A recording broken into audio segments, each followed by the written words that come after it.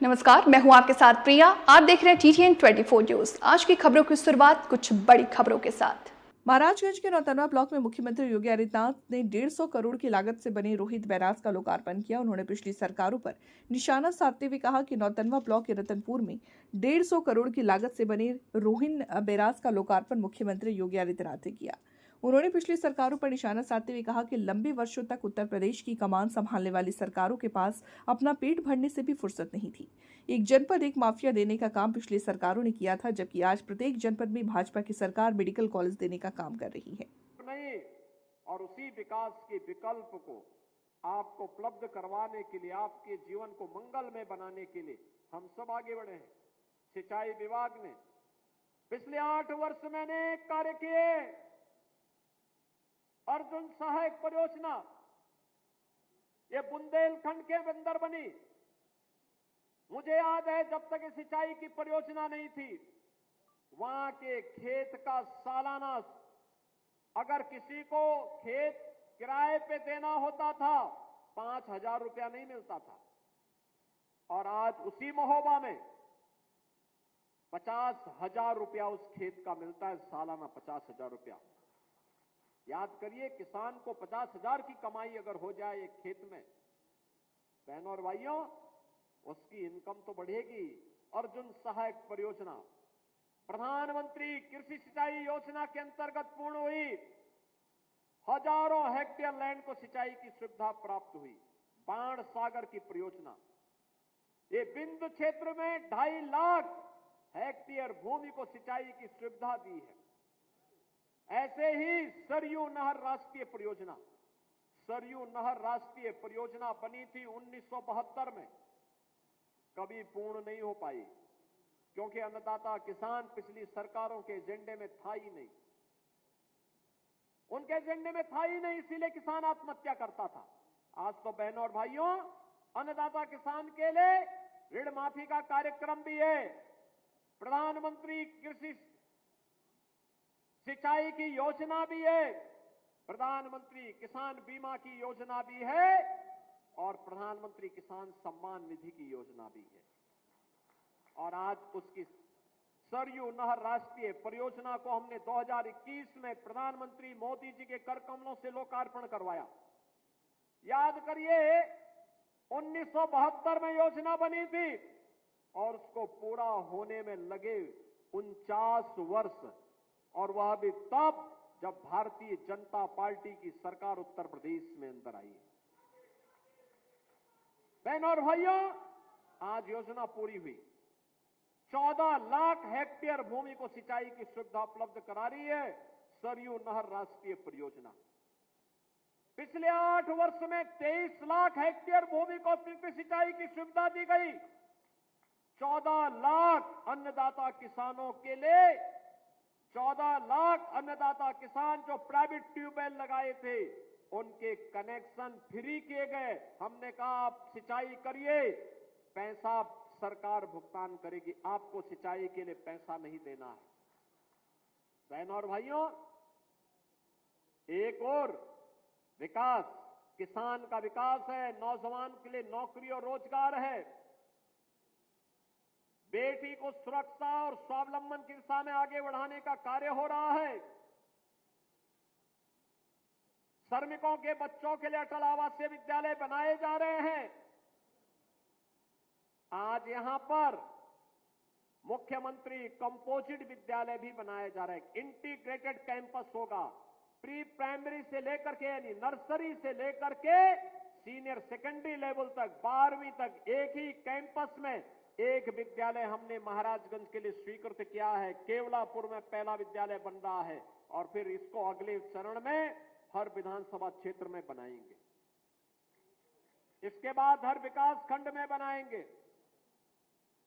मैं अभी से कहूंगा, सभी जनप्रतिनिधिगण और प्रशासन भी हर एक विधानसभा क्षेत्र में 15-15 एकड़ जमीन आरक्षित करके रखिए। अच्छा विद्यालय देंगे आपको, बहुत अच्छा विद्यालय देने जा रहे हैं, जिससे हमारे बच्चे अच्छी पढ़ाई करके जाएंगे। बहनों और भाइयों, पिछली सरकारें तो एक जनपद एक माफिया पालती थी। हमने उनके माफिया का स्थान अब 1 डिस्ट्रिक्ट 1 मेडिकल कॉलेज के लिए दे दिया। महाराजगंज में भी मेडिकल कॉलेज का शुभारंभ हो चुका है। मेडिकल कॉलेज का शुभारंभ हो चुका है। आज यहां पर हर एक क्षेत्र में नया कार्य प्रारंभ हुआ है। महाराजगंज अब पिछड़ा जिला नहीं है। उत्तर प्रदेश अब बीमारू राज्य भी नहीं है। अब यहां पर कोई ये नहीं कह सकता कि उसको शासन की योजना का लाभ नहीं मिल रहा है। अभी बहुत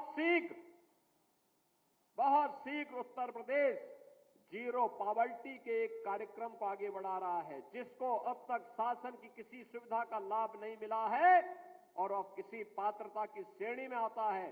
बहन और भाइयों, उसका सर्वे का काम अंतिम चरणों में चल रहा है और मैं आपको इस बात के लिए आश्वस्त करने के लिए आया हूं, अगले 3 वर्ष के अंदर उत्तर प्रदेश से गरीबी को हर हाल में पूरी तरह समाप्त करके एक समृद्ध राज्य के रूप में स्थापित हमें करना है।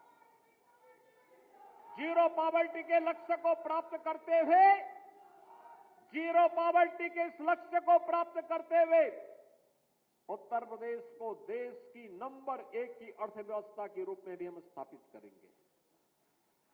उत्तर प्रदेश ने पिछले 8 वर्ष में जो कार्य किया है, आज सर्वाधिक एक्सप्रेसवे देश के अंदर उत्तर प्रदेश के पास, सर्वाधिक रेलवे नेटवर्क उत्तर प्रदेश के पास, सर्वाधिक मेट्रो उत्तर प्रदेश के पास, सर्वाधिक आबादी और सर्वाधिक युवा प्रतिभाशाली युवा उत्तर प्रदेश के पास, और उत्तर प्रदेश सबसे ज्यादा एमएसएमई बेस रखने वाला राज्य भी है, सबसे अधिक रोजगार देने वाला राज्य भी है और सबसे बड़ा आयोजन महाकुंभ के अवसर पर प्रयागराज में करने वाला राज्य भी बना है।